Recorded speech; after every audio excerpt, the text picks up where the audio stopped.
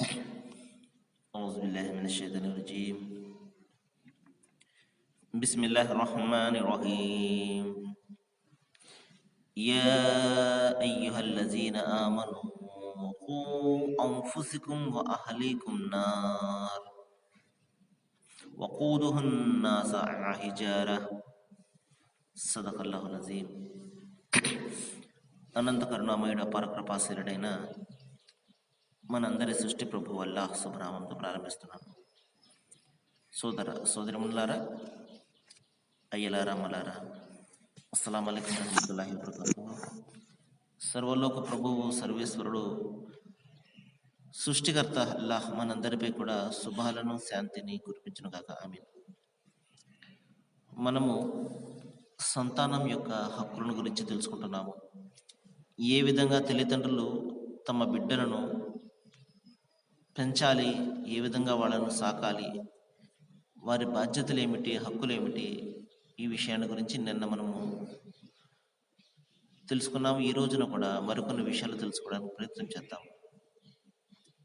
మహాశలారా, మరి బిడ్డలు దైవం మనకిచ్చినటువంటి ఒక అమూల్యమైనటువంటి కానుక. వాళ్లను మనం ఎంతగా ప్రేమిస్తే తిరిగి వారు కూడా మనల్ని అంతగానే ప్రేమిస్తారు.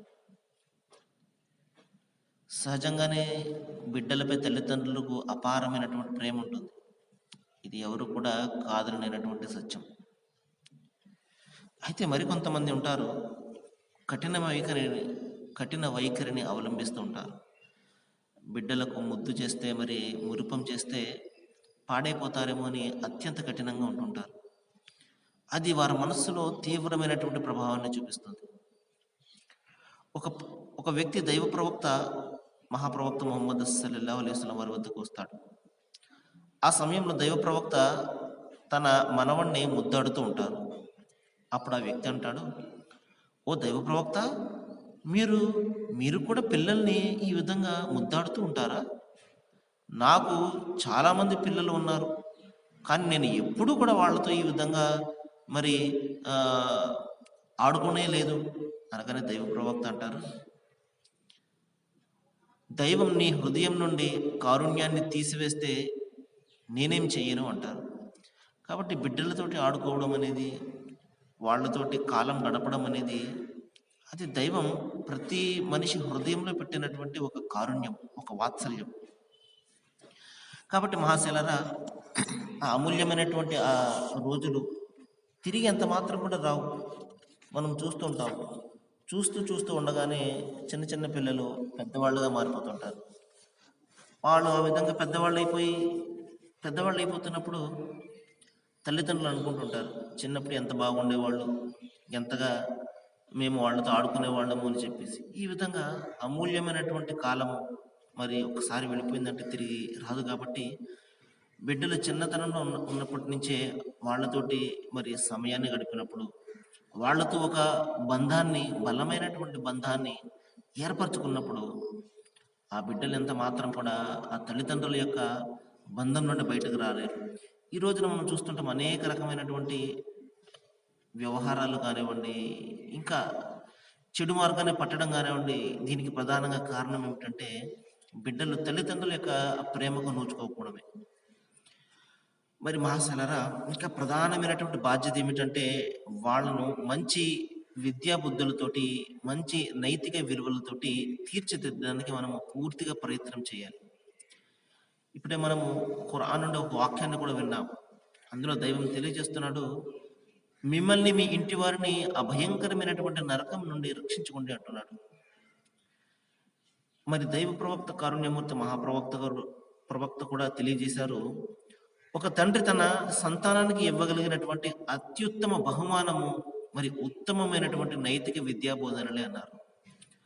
ఉత్తమమైనటువంటి శిక్షణ, మంచి నైతిక విద్య, ఇవే ఒక తండ్రి తన బిడ్డకు ఇవ్వగలిగిన అమూల్యమైనటువంటి ఆభరణం, అమూల్యమైనటువంటి బహుమానం.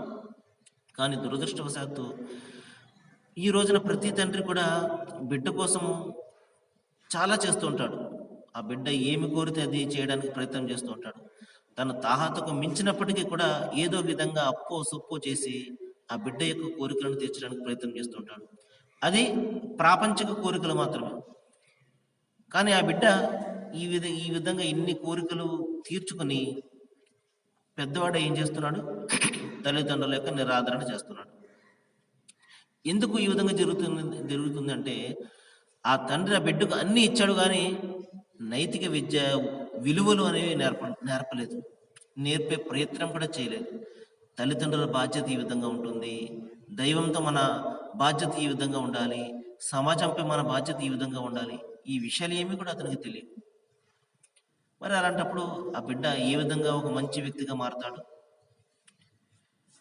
మహాశిరారా, మరి దైవ ప్రవక్త అన్నారు, మనిషి చనిపోగానే అతని కర్మలు కూడా అంతమైపోతాయి. కర్మలన్నీ కూడా మనము బ్రతికొండగా మనం చేసుకున్న కర్మలే. ఒక్కసారి చనిపోయిన తర్వాత ఇంకా కర్మలు అనేవి ఉండవు. కానీ 3 రకాల కర్మల పుణ్యఫలం మాత్రము చనిపోయినప్పటికీ కూడా లభిస్తుంది అన్నారు. అందులో ఒకటి ఏమిటంటే, అతను చేసినటువంటి ఏదైనా ఒక దానం, ఒక మంచి పని ఏదైనా చేశాడు. ఉదాహరణకు ఏ బావో తవ్వించాడు, లేకపోతే ఏదైనా ఒక ఆశ్రయం కట్టించాడు, అనాథాశ్రయం కట్టించాడు. మరి అతను కట్టించినటువంటి ఆ పని నుండి, అతను చేసినటువంటి ఆ పని నుండి ఎంతకాలం అయితే ప్రజలు ప్రయోజనం పొందుతూ ఉంటారో ఆ పుణ్యం అంతా కూడా ఇతను చనిపోయినప్పటికీ కూడా ఇతని ఖాతాలో జరుగుతూనే ఉంటుంది.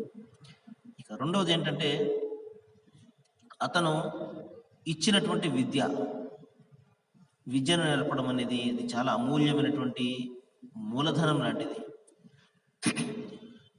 కాబట్టి ఎవరైతే విద్యను ఇతరులకు నేర్పుతుంటారో, విద్య అంటే జ్ఞానం అనుకోండి, మనకు తెలిసినటువంటి జ్ఞానం ఇతరులకు చెప్పడం, ఇది కూడా ఆ జ్ఞానం ద్వారా ఎంతకాలం అయితే ఆ వ్యక్తి ప్రయోజనం పొందుతూ ఉంటాడో అంతకాలం కూడా ఆ చనిపోయిన వ్యక్తికి పుణ్యఫలం చేరుతూనే ఉంటుంది. ఇక మూడోది ఏమిటంటే, తండ్రి కోసము ఒక ఉత్తమమైనటువంటి సంతానము దైవంతో ప్రార్థించడం.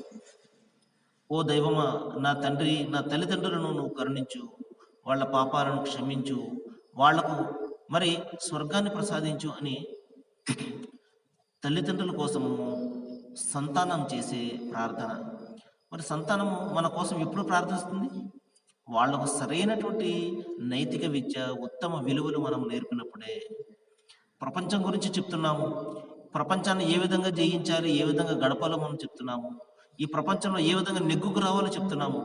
కానీ మరణం తర్వాత ఏం జరుగుతుంది, ఈ విషయాన్ని గురించి మనం చెప్పడం లేదు. దైవం ఒకడు ఉన్నాడు, చూస్తున్నాడు, ప్రతి విషయాన్ని గమనిస్తున్నాడు అనే విషయం వాళ్ళకు మనం చెప్పడం లేదు. తల్లిదండ్రుల పట్ల ఈ విధమైనటువంటి వైఖరిని కలిగి ఉండాలి, వాళ్ళు మరణించిన తర్వాత ఈ విధంగా వాళ్ళ కోసం ప్రార్థిస్తూ ఉండాలి. ఈ విషయం అతనికి తెలియదు. తెలియనప్పుడు అతనేం ప్రార్థిస్తాడు? కాబట్టి మహాశిలారా, బిడ్డలపై మనము నెపాన్ని నెట్టే ముందు వాళ్లకు సరైనటువంటి తరబేతును ఇస్తున్నామా లేదా అనేది మనలో ప్రతి ఒక్కరం కూడా ఆలోచన చేయాలి.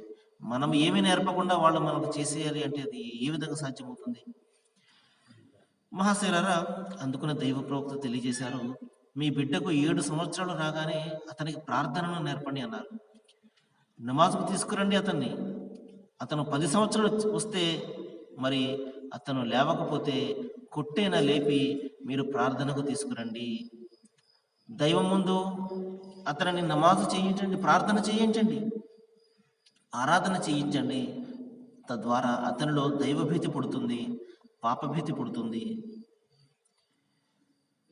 కాబట్టి మహాశిలారా, దైవ ప్రవక్త ఈ విధంగా బిడ్డల గురించి, వారి యొక్క బాధ్యతల గురించి చాలా స్పష్టంగా మరి ఆజ్ఞలు ఇవ్వడం జరిగింది. అంతిమ దైవ గ్రంథం ఖురాన్లో కూడా మంచి సంతానం కోసం మీరు ప్రార్థించండి, ఆ సంతానము వచ్చిన తర్వాత వాళ్ళ యొక్క ఉత్తమమైనటువంటి భవిష్యత్తు గురించి మీరు ప్రయత్నం చేయండి అని మరి అంతిమ దైవ గ్రంథం ఖురాన్లో కూడా మరి దైవం తెలియజేయడం జరిగింది. మహాశిలారా, చూడండి, దైవ ప్రవక్త అన్నారు, మీలో ఎవరికైతే దైవం బిడ్డలను ప్రసాదిస్తాడో ఆ బిడ్డలు సరైనటువంటి మార్గంలో, వాళ్లకు సరైనటువంటి తరబేతు మీరు ఇవ్వనప్పుడు దైవం మిమ్మల్ని ప్రశ్నించడం జరుగుతుంది అంటున్నాడు. ఎందుకంటే ఆయన ఇచ్చినటువంటి వరప్రసాదాలు, దైవం ఇచ్చినటువంటి వరప్రసాదాలే ఈ బిడ్డలు అనేది. ఎందుకంటే మనం అనుకుంటే పుట్టేవారు కాదు. ఎంతగా మనం ప్రయత్నం చేసినా అది మన చేతిలో ఏమి కూడా ఉండదు. మనం చూస్తూనే ఉంటాం, పెళ్ళయి సుమారు 10 సంవత్సరాలు 20 సంవత్సరాలు అయినప్పటికీ కూడా సంతానం లేనటువంటి దంపతులు మరి మనకు కనబడుతూ ఉంటారు. బిడ్డలు పుట్టించడం మన చేతిలో అయినట్లయితే వాళ్ళకి ఎందుకు పుట్టడం లేదు? కాబట్టి మన చేతిలో ఏమి కూడా లేదు, ఆయన ఇచ్చినటువంటి వరప్రసాదాలు. కాబట్టి ఆయన ఇచ్చినటువంటి ఈ అమూల్యమైనటువంటి ఈ అప్పగింత, ఈ అమానతుల గురించి ఆయన ప్రశ్నిస్తాడు. నేను మీకు బిడ్డలను ఇచ్చాను కదా, వాళ్ళ గురించి మీరు ఏ విధమైనటువంటి చర్యలు తీసుకున్నారు, వాళ్ళను ఒక మంచి పౌరునిగా మార్చడం కోసం మీరు ఏ విధంగా ప్రయత్నం చేశారు అని దైవము ప్రతి ఒక్కరిని కూడా ప్రశ్నిస్తాడు. కాబట్టి తల్లి కానీ తండ్రి కానీ తన కింద ఎవరైతే ఉన్నారో, ఎవరిపై మనము బాధ్యులుగా ఉన్నామో వాళ్ళ గురించి మనం లెక్క ఇవ్వాల్సి ఉంటుంది. అందుకని దైవ ప్రవక్త హెచ్చరించారు, బిడ్డలు ఉన్నప్పటికీ కూడా వాళ్ళ గురించి సరిగ్గా మీరు పట్టించుకోకపోతే దైవం ముందు మీరు సమాధానం చెప్పుకుంటారు, జాగ్రత్త. మహాశిలారా, ఇంకా బిడ్డల పట్ల మనము ఏ విధమైనటువంటి తేడా భావం కానీ లేకపోతే హెచ్చు తగ్గుల భావం కానీ ఎంత మాత్రం కూడా చూపించకూడదు. ఒక బిడ్డపై ఎక్కువగా ప్రేమ చూపించి మరొక బిడ్డపై తక్కువ, లేకపోతే ఆడబిడ్డలపై తక్కువ మగబిడ్డలపై ఎక్కువ, ఇటువంటి పనులు ఎంత మాత్రం కూడా చేయకూడదు మహాశిలారా. ఆడబిడ్డలైనా మగబిడ్డలైనా అందరూ కూడా సమానమే. ఈ రోజున ఆడబిడ్డలే ఎక్కువగా తల్లిదండ్రుల గురించి తప్పిస్తూ ఉంటారు. మగబిడ్డ కంటే ఆడబిడ్డలే ఎక్కువగా తల్లిదండ్రుల గురించి ఆలోచన చేస్తుంటారు. ఎందుకంటే సున్నితమైనటువంటి మనస్సు ఉంటుంది ఆడబిడ్డలకి, తల్లిదండ్రుల గురించి ఎక్కువగా ఆలోచన చేస్తుంటారు. కానీ తల్లిదండ్రులు ఆడబిడ్డ పుట్టగానే మరి ఏదో చాలా భయంకరమైనటువంటి ఆపద మాకు వచ్చేసింది అని చెప్పేసి బాధపడుతుంటారు. అందుకని దైవ ప్రవక్త తెలియజేశారు, ఆడబిడ్డలు మీ దైవం ఇచ్చినటువంటి కారుణ్యము, మిమ్మల్ని స్వర్గానికి తీసుకెళ్ళడానికి వాళ్ళు ద్వారాలుగా ఉంటారు, స్వర్గపు ద్వారాలు వారు. కాబట్టి ఎవరి వద్దనైతే ఆడబిడ్డలు ఉంటారో వాళ్ళను సక్రమంగా పెంచి పెద్ద చేసి విద్యాబుద్ధులు నేర్పించి పెళ్లి చేసి పంపించినప్పుడు దైవము స్వర్గాన్ని ప్రసాదిస్తాడని చెప్పడం జరిగింది. కాబట్టి ఆడబిడ్డలు స్వర్గాన్ని తీసుకుని వెళ్ళే మనకు రహదారులు లాంటి వాళ్ళు. ఈ విషయాన్ని మనం గమనించాలి. మరి కాబట్టి మనలో ఎవరున్నా కూడా అందరికి సమానంగా వాళ్ళని చూడడం అనేది తప్పనిసరిగా మనం చేయాలి. కానీ ఇక్కడ ఏం జరుగుతుందంటే మగబిడ్డలపై ఎక్కువగా ప్రేమను చూపించడము, ఆడబిడ్డలపై తక్కువగా చూపించడం. ఎందుకంటే ఇది ఎప్పటికైనా కూడా మన నుండి వెళ్ళిపోయేదే, పెళ్లి చేసుకుని వెళ్ళిపోయేదే, వాడే ఉండేవాడు అని భావిస్తుంటారు. వాడు ఉంటాడా? వాడు ఉండడు. కాబట్టి మహాశిలారా, ఈ విధంగా ఎవరున్నా కూడా మన బాధ్యత, బిడ్డలు మన బాధ్యత. వాళ్లకు జాగ్రత్తగా మనం విద్యాబుద్ధులు నేర్పించాలి, ఉత్తమ విలువలు నేర్పించాలి, ఒక మంచి పౌరునిగా మనము వాడిని మార్చాలి అన్న కోరిక మనలో ఉన్నప్పుడు సమాజం ఎందుకు మారదో ఒకసారి ఆలోచన చేయండి. సమాజంలో ఉండే ఈ వ్యక్తులు నేరాలు ఘోరాలు ఈ విధంగా ఎందుకు చేయగలుగుతున్నారు అంటే వాళ్ళకు చిన్నతనం నుండి సరిగ్గా ఎవరు కూడా నేర్పలేదు. ఈ ఇతర తప్పురా, ఇది ఇలా ఇలా చేయకూడదురా అని ఎవరైనా నేర్పారా? ఈ అలవాట్లు నువ్వు చేసుకోకూడదురా, భయంకరంగా మరి నీ జీవితం నాశనం అయిపోతుంది అని ఎవరైనా నేర్పారా? నేర్పనప్పుడు వాడెక్కడ నేర్చుకుంటాడు? ఆ నేర్పేది ఎవరు? తల్లిదండ్రులే నేర్పాలి, లేకపోతే స్కూళ్ళలో కాలేజీల్లో మాస్టర్లు నేర్పాలి. ఎక్కడ కూడా వాడికి ఆ విధమైనటువంటి విద్యాబోధన రాకపోతే అతను ఏ విధంగా మారుతాడు? కాబట్టి మనలో ప్రతి ఒక్కరికి కూడా బాధ్యత ఉన్నది. ప్రాపంచిక విద్యతో పాటు ఆధ్యాత్మికతను, నైతిక విలువలను, ఉత్తమ విలువలను వాళ్ళకు మనం నేర్పాలి. వాళ్లకు నేర్పాలి అంటే ముందు మనం నేర్చుకోవాలి. మనకు ఏం తెలియకుండా వాళ్ళకంటే నేర్పేది. కాబట్టి ఈ విధంగా మనము సరైనటువంటి మార్గంలో వెళుతూ వాళ్ళను కూడా మంచి మార్గంలో మనం తీసుకెళ్ళినప్పుడు వాళ్ళు మంచి పౌరులుగా మారుతారు. అటువంటి పౌరులతోటి సమాజం కూడా ఎంతో సుభిక్షంగా ఉంటుంది, శాంతిగా ఉంటుంది. సరే మహాశిలారా, చాలా విషయాలు మనం తెలుసుకున్నాము. భార్యాభర్తల గురించి తెలుసుకున్నాము, తల్లిదండ్రుల గురించి తెలుసుకున్నాము, ఇప్పుడు బిడ్డల గురించి కూడా తెలుసుకున్నాము. ఏ విషయాలైతే ఇక్కడ మనం వింటున్నామో వీటిపై ఆలోచన చేసి మన జీవితంలో మనం ఆచరణ చేసినట్లయితే కనీసం మన కుటుంబాన్నైనా మనము ఒక మంచి కుటుంబంగా, ఒక ఆదర్శవంతమైనటువంటి దైవభీతితో కూడినటువంటి కుటుంబంగా మనం మార్చుకున్నట్లయితే, ప్రతి ఒక్కరం ఈ విధంగా ఆలోచన చేసినట్లయితే కుటుంబాలు కలిస్తేనే సమాజం ఏర్పడుతుంది. కాబట్టి ఒక మంచి సమాజాన్ని ఏర్పరిచే ఆ చర్యలు మనం తీసుకున్నట్టు ఉంటుంది. దైవం కూడా మనకు సహకరిస్తాడు. సృష్టికర్త అల్లా మనందరినీ కరుణించాలని నేను వేడుకుంటూ ముగిస్తున్నాను. వాకిరు దావానా అనిల్ హమ్దులిల్లాహి రబ్బిల్ ఆలమీన్. అస్సలాము అలైకుం వరహ్మతుల్లాహి వబరకాతుహు.